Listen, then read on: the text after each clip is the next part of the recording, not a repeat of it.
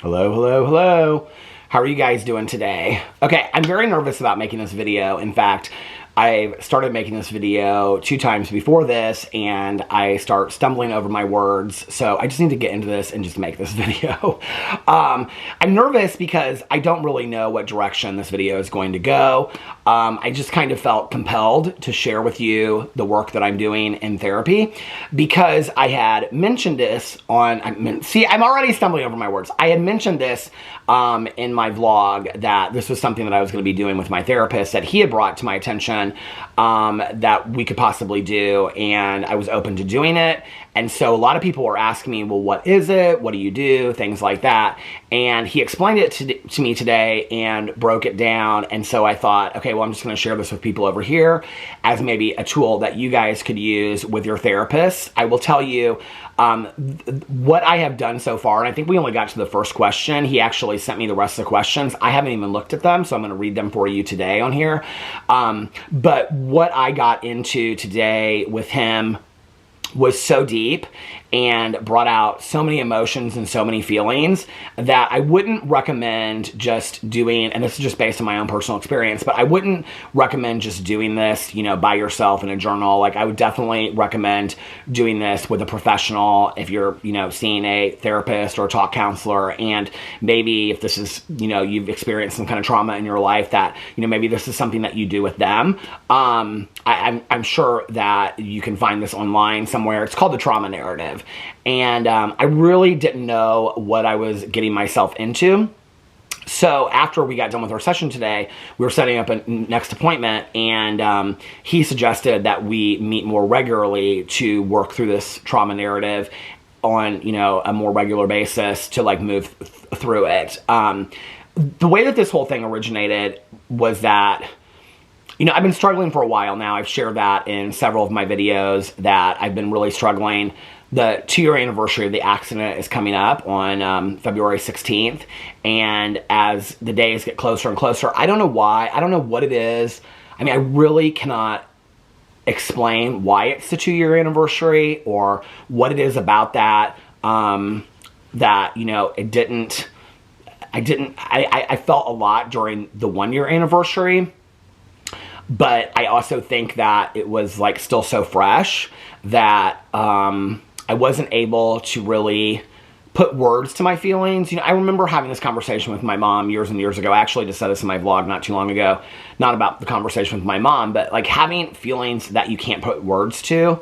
You know, I knew I felt certain ways. I knew I had this broad range of emotions, that I would feel stuck a lot, that I felt like I was struggling, that I felt like I was lost. But I didn't really know how to vocalize that to my therapist, to my sponsor, to my husband, to my best friend. I didn't know how to say, like, this is how I'm feeling. This is what I'm going through. It was almost kind of like the pain was on such a level that I didn't even really know how to communicate that. And it just kind of kept on building up and building up. And, you know, at certain points, I would, you know, be late at night after I'd watched a TV show and I would just start bawling. But I really couldn't even pinpoint the exact moment or thought that I would start crying over, or I would just, you know, like be thinking about something and I would just completely feel numb. I would feel like very little emotion to it. I also found myself getting very, very angry over minuscule things in my life that had no connection to this whatsoever. And, feeling myself very much on edge, and I just felt like I didn't know what to do. Like, I felt very, very lost. And in fact, to compare it to something, for those of you that know my story, there were 4 years that I didn't attend 12-step meetings. And I don't even really know what led up to it, the day that it happened, but the day that I went back, I was standing in the kitchen and I was making a list of things that I needed to do. And on the list, I put like laundry, fold laundry. We had carpet at the time instead of wood floors. I put like vacuum. And I got to like the 4th thing, standing there in the kitchen, and I just broke down and I started crying. And I called my best friend Tanya and I said, will you take me to a meeting? And she said, I've been praying for 4 years for you to ask me that question. And that was when I came back to the rooms of the 12-step program that I'm part of. And I'm so thankful for that day. I don't know what led up to that day, but I will say, I'm thankful that when, in my life, when I have known that I have had enough, like I can't handle anymore. And I can tell you that I was to the point where I could not handle anymore. Without getting specific about that I have been somebody since I've gotten sober that knows to ask for help. And so when this started, like, it just was like coming too much. And then I talked kind of on a drama video about it one day, and I didn't really even think, I thought I would get into it a little bit, but I didn't think I'd get into it as deep as I did. And then I talked about it in a vlog, and that vlog was so cathartic for me. It was the first time I'd really talked about some of my feelings and my emotions on camera that I'd really been keeping down a lot, you know? And so I got in, and you know, later when I've worked through some of this, maybe I'll share more about it. You know, I've always kept this story and what happened to myself and not really talked much about it out of protection for the families of the people that were involved and things like that. And I will continue to do that, but I think there's a way for me to talk about my experience while still being respectful of them, if that makes sense, because I think that that's important. And but I, to some degree, have for a very long time been struggling silently. And this is in no way me like victimizing myself, but I think even saying that, it's like anytime I would ever go to this point of feeling sorry for myself or being like, wow, my life is a lot different today. I mean, it's a lot different. It's, you know, I've made the choice to never drive again. So I'm not driving. I will never drive again, you know, and I'm home a lot and I'm by myself a lot, you know, other than just with my dog. And so there's very few, I don't have a lot of friends. There's very few people. My life has become like very small, and some parts of that I love, but other parts of that seem kind of overwhelming to me. And so, you know, it's, anytime even to my, you know, closest people in my life, I say something like, I'm really struggling with that. The immediate thought is, well, a man passed away, you don't have the right to feel that way. And so I really, really struggled with that because I never once allowed myself to really feel my own feelings, because that was always my go-to. Like, you should be so grateful that you're still here. You should be so grateful for this. You should be so grateful for that, because that would always be my go-to, right? And so one of the things that my therapist has suggested to me lately, because in therapy, that would always be my go-to. Every time we would address one of my feelings or emotions related to what had happened, that would be my immediate response. I don't have a right to feel this way because of what happened, and, you know, somebody lost their life and things like that. And, you know, it's also difficult because, like, in my head, like, how much do I want to share? I do not remember any of it happening at all. I don't remember anything until 5 days afterwards in the hospital. I don't remember anything from, you know, that day. I have like one slight memory of like a police officer, like, as they were like trying to open the car. Like, that's one, I have one slight memory of that. That's it. I don't have any other memories from that day. I don't have any memories until 5 days later, when I talked to my husband and he was standing beside my bed. I didn't even know that I had been in an accident up until that point. Like, I knew, but like I didn't know. I don't know if that makes sense. So anyway, you know, it's hard because it happened as a result of a seizure. It happened as a result of, you know, what they claim to be a medical emergency. I actually had 2 seizures that day. I haven't had, you know, I hadn't had a seizure in almost 23 years. I just had, you know, medical testing the month before. Actually, I had put one of those medical tests, I think, on this channel, showing it, getting it done and talking about it. I had been, you know, approved to drive by my doctors, by the state, things like that. There was no reason to think that this was going to happen, you know? And, you know, I've had a lot of people that have like thrown it in my face, and the people that don't like me. And there's not really anything that anybody can say to me that I haven't said to myself. If I could do that day over 100 times, I would. If I could, 100 million times, I would. If I could never have gotten in my car that day, I would have. I mean, you know, I can't do anything about what happened. I don't know what to do about what happened, you know, now. And You know, there's been many times, many times that I have thought it should have been me. So I've had all of these feelings, and anytime that I've allowed myself for even 2 seconds in the last 2 years to go towards one of those feelings or emotions, my immediate response is, but all these people suffered and you don't have a right to have that feeling or emotion. And so I've just stuffed all that stuff down. And in the last few months, it started to really come out, and it started to really affect my life in really negative ways.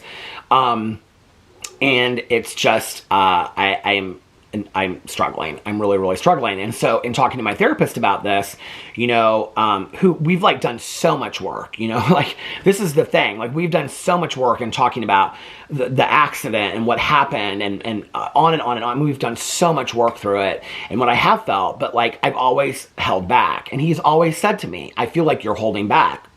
Like I feel like you're not allowing yourself to go to certain places, and I wasn't. And with my sponsor, I wasn't allowing myself to go to certain places. My sponsor in recovery, I wasn't allowing myself to go to certain places. So my therapist, so I did those videos, and then after I did that vlog, I had like a conversation with my friend Tanya, because she just happened to call, and then I talked to Alex that day, and you know, and he knew like I was really struggling. Tanya knew, but like when I said to Alex, I said I'm not doing well. Like I'm not doing well at all, and like he was like, you know, really worried. We talked about it, marriage counseling and things like that, obviously. And so I, you know, called my therapist, and we had an appointment, and then he kind of explained the whole thing to me, and then he said, we're going to start this next week. And so today was our appointment starting it. And I didn't really know what I was getting in. And so the way that he explained it to me is that it's kind of like an inventory, like in recovery, like we do a 4-step inventory. But it's an inventory, not necessarily exactly like a 12-step inventory. It's an inventory of like everything that you remember, your thoughts, your feelings, and your emotions, and you just go through it, like raw, authentically go through like each feeling and each emotion. So he asked me a question, I'll get to this in a second, but I just want to share with you like what my session was today. So today we started the session, and he said, do you want me to ask the questions and then you can just kind of go, or do you want to like start where you remember? And I said, it would be better if you asked the questions. And so he said, okay, what's the first thing that you remember? So we went through actually the night before, and I had gone to bed early, which I was explaining to him wasn't typical. And, you know, because I usually stayed up really late, and then what that morning was like, and that I actually felt really good that morning. And the last, like up to the last thing I remember, then the next thing, like waking up in the hospital, and we went through like everything to today of what I remember. But like certain things, like he was like, okay, we're going to come back to this. Okay, we're going to come back to this. There were certain things that he said, you know, like we need to talk more about this. And so it was really healthy for me, but I had to go into it, and this was the hardest thing for me, with just saying, this is how I felt at that moment. Like not going off and defending it or saying I don't have a right to feel that way or whatever, just allowing myself to feel that feeling in the moment. And those are feelings I've expressed for a very long time. And so, and like even saying that, like I feel like, okay, that sounds like I've always felt like anything I say comes across like you're playing the victim. You don't have a right to play the victim. Therefore, you don't have a right to feel your feelings. And that's my go-to in my head. So that's the point of working through this trauma narrative, to work. And like I say this a lot in my videos, I'm a believer in that we don't just move on, we work through the pain. This is my intention of working through the pain. So he sent me the questions on here. He was like, do you want me to send you the questions so you can be prepared for the next week? And I said, yes. So let me screenshot them actually, so I have them. And he sent them to me. So let me go in here, and I want to just read you these questions so you can kind of see what they are. Okay. So the first question, this was the one that we started with today, was, can you describe the traumatic event in detail, what happened? And that was where we went back and talked about the night before, the morning of, and then what happened. What's interesting in talking about what happened was that most of what happened, I found out, obviously, I mean, I don't remember any of it. So I found out from what I heard from other people. In all honesty, I really stayed off of reading anything until much later. And there were like small things that happened at that time, and I'll just share this, like one that like, I didn't even really realize the significance of it until, like, much later, till probably just the last few months. And I know this probably won't make sense to anybody, but, like, when we came home from the hospital that day, you know, Alex always goes out through the garage with his car, so he, like, never really goes through the front door. So for 5 days he hadn't been going in and out of the front door. When we came home, there were business cards from news stations requesting interviews with me on the front door, and, like, papers of people, like, requesting to interview me about what had happened. And I kind of, like, just, like, folded them, brought them inside, and just set them to the side. I never contacted those people, but I didn't really realize, I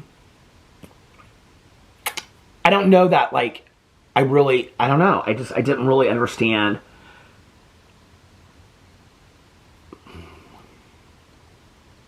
I didn't remember it happening. And then to wake up and have somebody tell you this, it didn't make sense. And that was, like, the first real thing that I had seen, other than, you know, my scalp stapled together from here to here, and I could feel the staples, and, you know, the back brace, and I couldn't walk, and bruising. Other than the physical details of being able to see that, like, it didn't seem real to me. It seemed like I had been gone for, like, a couple hours, and, you know, Alex was picking up from somewhere and we were going home, like, and so to see those cards, like, made it very, very real to me. So we did that today. We went through all that. The second question is, how did you feel during the event? What were your thoughts at the time? And we went in and deeper talked about what my feelings were. One of the things that he said to me was, because of, like, not having any memory and I was unconscious during all of that, that it's really going to be about what happened afterwards, you know? And even, like, I can't even really explain to you the decision to come back to YouTube. It was a decision that was really highly influenced by people in my life, thinking that it was a healthy choice for me, because at that point I was pretty much just sitting on the front porch every single day, like, in my head. And, you know,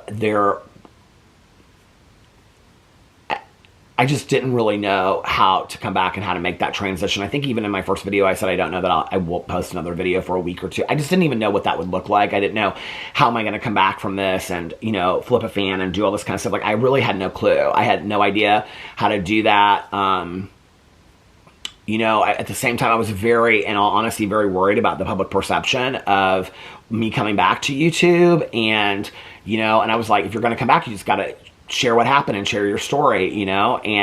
But I didn't even really know how I felt, and so it was so hard to do all that. So a lot of the feelings and this is what we're going to do the next week, is talk about feelings after the fact that I got home and things like that.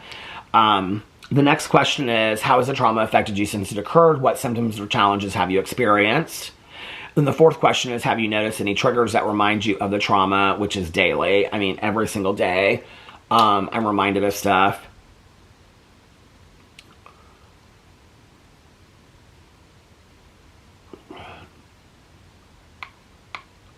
A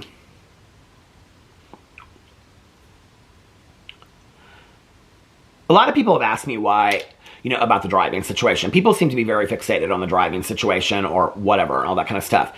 So, in all transparency, I am not yet approved to drive by my doctors. It's not even, to be really honest with you, a discussion we really had in the last year and a half, because probably about six to 8 months after the fact, or after the accident, I went to my doctors and I told them that I planned to never drive again. And it really, there's a lot of conversations that occurred about that. People still say to me today, you want to talk about triggering, when I get comments on my vlogs and people are like, I think enough time has gone by, it would probably be okay for you to drive and stuff again. There's not a lot that I feel like I can do. This is about as honest as I've ever been about it on video. There's not a lot that I feel like I can do, but one thing that I feel like I can do is never get in a car again. And so, you know, it's interesting because I've actually processed a lot of that. And that was a decision that my therapist and I made together. Well, he encouraged me, you know, like, in talking about it to, like, anyway. I don't miss driving at all. And it's funny because I used to love to drive. I used to love listening to audiobooks. I loved driving, right? I've always loved driving ever since I started driving. I couldn't wait to start driving. I don't miss it at all. I also don't really have a fear of being a passenger in a car. I never used to like love being a passenger in a car, but I don't ever have like a fear associated with being in a car. For me, the fact that I don't miss it is the number one key to the fact that I made the right decision in that.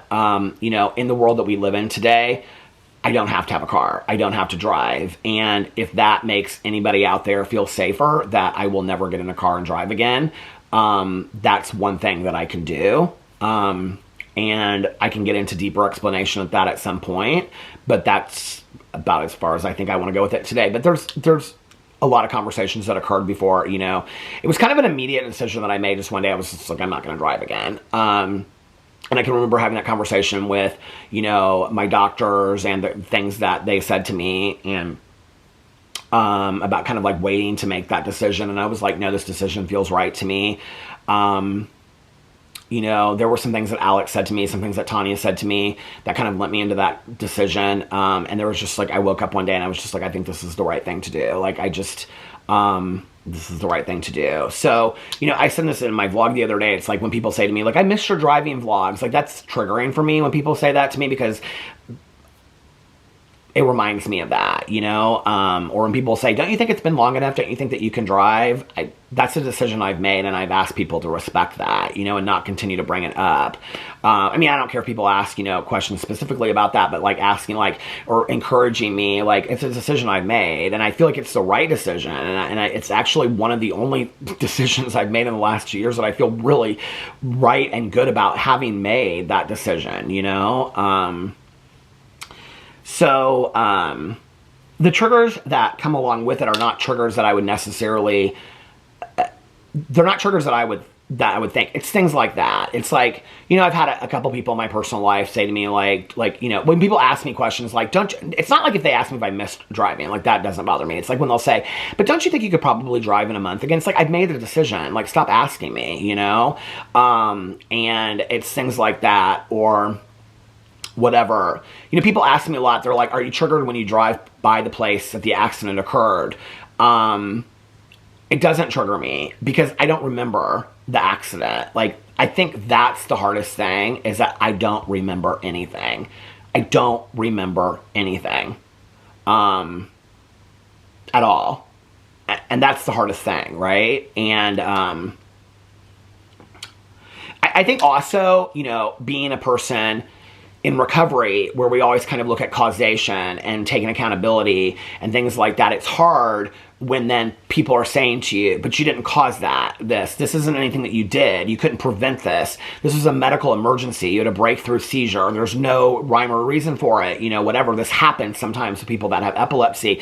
And yet for me in my head, and this is what I've been living with for the last 2 years, it's like my head is so programmed as a person in recovery to look at this and that and whatever, right? And so my part in it is not so much what I could have done to prevent that, because there really wasn't anything that I could have done to prevent it. As much as people don't want to believe that, you know, go read the police investigations are public. You can go read the public police investigations.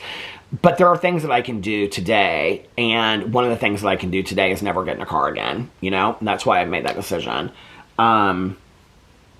How do you cope with difficult emotions or memories? These are the things we haven't gotten to yet. How do you cope with difficult emotions or memories related to the trauma? I haven't been doing very well with that. What support systems do you have in place? What do you turn to help or comfort? I think one of the things I've been doing for a long time is just acting like it's just, when it comes up, you know, and it's greatly affected my OCD. When it comes up in my head, I just like try to go fill my mind with like a book or a movie or whatever. I don't like sit in it and allow myself, which is how I've grieved everything else in my life, is just allow myself to feel it. But with this, I haven't allowed myself to do that.